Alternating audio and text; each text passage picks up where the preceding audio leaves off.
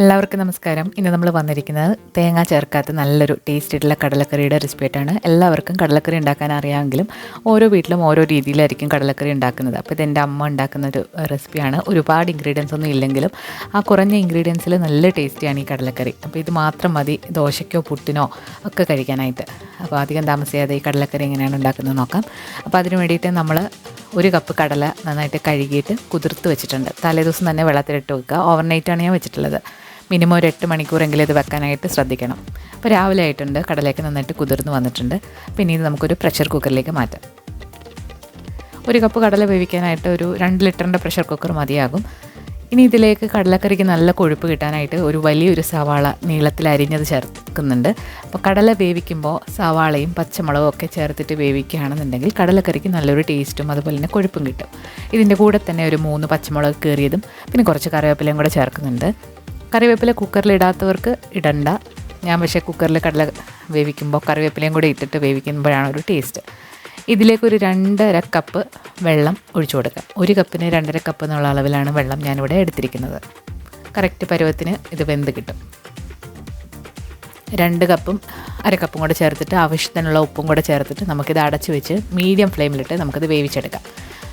Medium high ഫ്ലെയിമിൽ ആദ്യം 1 whistle വരുന്നവരെ നമുക്കിത് വേവിക്കാം. അതിനുശേഷം തീ ഒരു മീഡിയം ഫ്ലെയിമിലാക്കിയിട്ട് വീണ്ടും ഒരു 7 വിസിൽ വരുന്നവരെ വേവിച്ചിട്ടാണ് ഞാൻ സാധാരണ കടല എടുക്കാറുള്ളത്.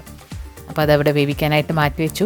ഇനി കടലക്കറിയുടെ മസാലയ്ക്ക് വേണ്ടിയിട്ട് ഞാനിവിടെ തേങ്ങാക്കൊത്തും അതുപോലെ ചെറിയ ഉള്ളി ഒരു 3-4 എണ്ണം വട്ടത്തിലരിഞ്ഞത്, കറിവേപ്പില, പിന്നെ വളരെ ചെറിയൊരു കഷ്ണം ഇഞ്ചി പൊടിയായിട്ട് ചതച്ചതും അതുപോലെ 3-4 അല്ലി വെളുത്തുള്ളി ചതച്ചതും എടുത്തിട്ടുണ്ട്. അപ്പോൾ ഇത്രയാണ് നമ്മൾ മസാലയ്ക്ക് വേണ്ടി ചേർക്കുന്ന ആകെയുള്ള സാധനങ്ങൾ. ഇതിൽ നമ്മൾ തക്കാളി ചേർക്കില്ല. തക്കാളി ചേർക്കുമ്പോൾ കടലക്കറിയുടെ ടേസ്റ്റേ മാറിപ്പോവും, വേറൊരു ടേസ്റ്റ് ആയിരിക്കും. അപ്പോൾ ചേർക്കാൻ താല്പര്യമുള്ളവർക്ക് ചേർക്കാം, പക്ഷേ ഈ ടേസ്റ്റ് കിട്ടില്ല.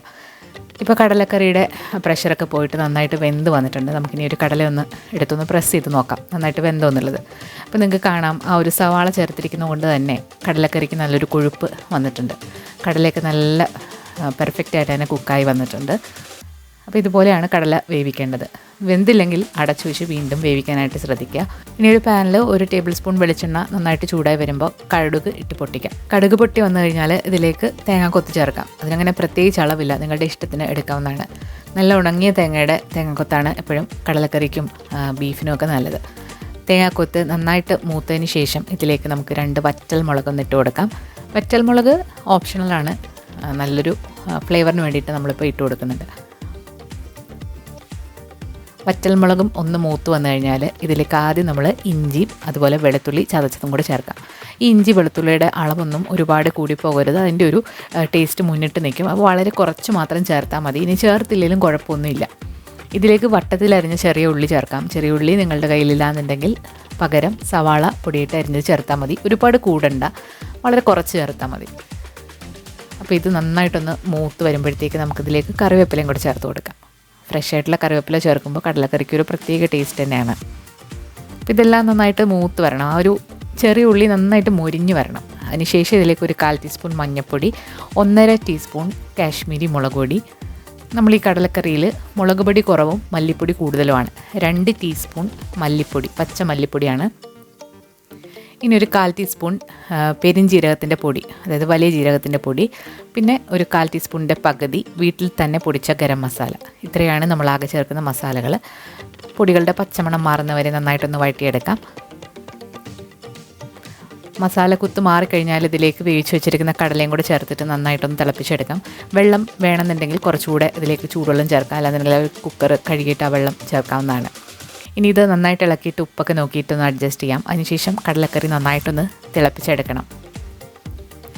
ഇതിൽ നമ്മളിപ്പോൾ തക്കാളി ചേർത്തിട്ടില്ല. തക്കാളി സാധാരണ ചേർക്കുന്നവരുണ്ട്. തക്കാളി ചേർക്കുമ്പോൾ കടലക്കറിക്ക് വേറൊരു ടേസ്റ്റാണ്, ഇതിന് വേറൊരു ടേസ്റ്റാണ്. അപ്പോൾ രണ്ടും 2 ടേസ്റ്റ് തന്നെയാണ്. നന്നായിട്ട് തിള വന്നു. ഇതിലേക്ക് ഒരു 1/4 ടീസ്പൂൺ ബ്രൗൺ ഷുഗർ, അല്ലാന്നുണ്ടെങ്കിൽ പഞ്ചസാര അല്ലെങ്കിൽ ശർക്കര, ടേസ്റ്റ് ഒന്ന് ബാലൻസ് ആകാൻ വേണ്ടിയിട്ട് ചേർത്ത് കൊടുക്കുന്നുണ്ട്. ഇത് ചേർക്കുമ്പോൾ ടേസ്റ്റൊക്കെ ബാലൻസ് ആയിട്ട് നല്ലൊരു ടേസ്റ്റാണ്. എല്ലാ ഫ്ലേവറും ബാലൻസ് ആവും. അപ്പോൾ നന്നായിട്ട് തിളച്ച് വന്നിട്ടുണ്ട്. അപ്പോൾ നമ്മുടെ വളരെ ടേസ്റ്റി ആയിട്ടുള്ള കടലക്കറി ഇവിടെ റെഡി ആയിട്ടുണ്ട്. ഈ കടലക്കറി ദോശയുടെ കൂടെ നല്ലൊരു കോമ്പിനേഷനാണ്. നല്ല സോഫ്റ്റ് ദോശയുടെ കൂടെ ഈ കടലക്കറി ഒഴിച്ചിട്ട് കുതിർത്ത് കഴിക്കുമ്പോൾ നല്ലതാണ്. അതുപോലെ പുട്ടിനും അപ്പത്തിനും ഒക്കെ നല്ലൊരു ടേസ്റ്റി ആയിട്ടുള്ള കറിയാണ്. അപ്പോൾ എല്ലാവരും ഒന്ന് ട്രൈ ചെയ്ത് നോക്കുക. കടലക്കറി ഉണ്ടാക്കുന്നത് പണ്ട് തൊട്ടേ ഇങ്ങനെയാണെന്നുള്ള കമൻറ്റ് ഞാൻ നിരോധിച്ചിരിക്കുന്നു. കാരണം ഓരോ വീട്ടിലും ഓരോ സ്റ്റൈലിലായിരിക്കും കടലക്കറി ഉണ്ടാക്കുന്നുള്ളത്. അതുപോലെ കടലക്കറി ഉണ്ടാക്കാൻ അറിയാത്ത പുതിയ കുക്കിംഗ് തുടങ്ങിയിട്ടുള്ള കുട്ടികൾക്കൊക്കെ വേണ്ടിയിട്ടാണ് നമ്മളിത് ഷെയർ ചെയ്തിട്ടുള്ളത്. അപ്പോൾ അങ്ങനെ ഒരുപാട് കമൻറ്റ്സ് കിട്ടാറുണ്ട് നമ്മുടെ കടലക്കറി വീഡിയോയിൽ. അപ്പോൾ എല്ലാവരും ട്രൈ ചെയ്ത് നോക്കിയിട്ട് നിങ്ങളുടെ അഭിപ്രായങ്ങൾ അറിയിക്കുക. അതുപോലെ പുതിയൊരു വീഡിയോ ആയിട്ട് നമുക്ക് വീണ്ടും കാണാം. താങ്ക്